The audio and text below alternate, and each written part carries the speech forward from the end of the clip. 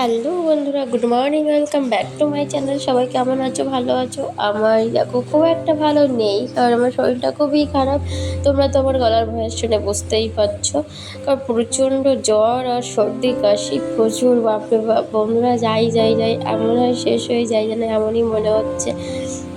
তো অসুস্থতার কারণে কিন্তু আমি ঠিকঠাক লাইভে আসতে পারছি না, তোমাদের সাথে একটু কথাও বলতে পারছি না। তোমরা আমার গলার ভয়েসটা শুনে বুঝতেই পারছো যে আমার গলার অবস্থাটা কেমন হয়ে গেছে। তো এখানে দেখো মামার বাড়িতে চলে এসেছিলাম, আর এসে দেখছি ভাই দেখো ভাত খাওয়াতে গেলে ওর কত রকমের বাহানা। ও এত বড় ছেলে হয়েছে শুধুমাত্র দেখতে। তো আমি ওকে খাইয়ে দিচ্ছিল, তো আমি একটু ওকে ব্যঙ্গ করছিলাম, তো যার জন্য দেখো ও গান নেবেই না। আমি ওকে খাইয়ে দিচ্ছি তো বলতে কি আর কি পাচ্ছিলাম, তো দেখো ও নেবেই না।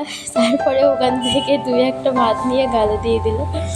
তো যাই হোক, দেওয়ার বলে কথা, তারপরে দেওয়ার যদি ছোট হয়ে থাকে তাহলে তো আর কোনো কথাই নেই, একটু আধটু তো এর কি যা হবেই। তো তারপরে দেখো মামার বাড়ি থেকে তাড়াতাড়ি করে খাওয়া দাওয়া করে রেডি হয়ে এবার বেরিয়ে পড়বো বাড়ির দিকে, কারণ আমরা এখানে এসেছি 2 দিন হয়ে যাচ্ছে।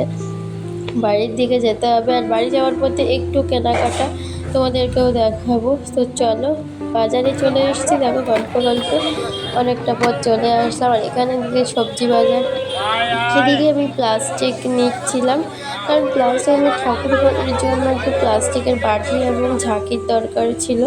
ফুল রাখার জন্য খুবই উপযুক্ত, এবং একটা বাটি খুবই দরকার।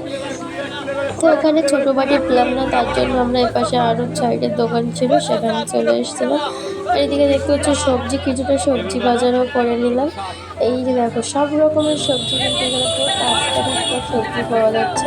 তো রেলগেট পার হয়ে কিন্তু ওপারে যাবো, কারণ দেখো রেল লাইনটা পার হবো, কারণ ওপারে একটা দোকান বসেছে দেখছি। তো ছোটো ঝাঁকি যেহেতু পেলাম না, সেই জন্য এপাশে রেল লাইন পার হয়ে চলে আসলাম। আর এসে দেখো ছোট্ট বাটি পেয়ে গেছি, আর ছোট্ট ঝাঁকিও পেয়ে গেছি। তো এই দুটো জিনিস নিয়ে নিলাম আমি ঠাকুর ঘরের জন্য। এবারে যাব আমি গোপালের জন্য জামা কিনতে এবং তার মাথার চূড়া কিনতে। তো এই দেখো এখানে চলে এসেছি, গোপালের জামা নিয়ে নিয়েছি এবং গোপালের মাথার মুকুটও নিয়ে নিয়েছি। এই যে দেখো এখানে সব সাইজের গোপালের জিনিসপত্র কিন্তু পাওয়া যায়, নাম্বার 1 থেকে একদম পুরো সব রকমের জিনিসপত্রই কাকুর কাছে আছে। আমার যখন প্রয়োজন হয় আমি এখান থেকে নিয়ে নিই।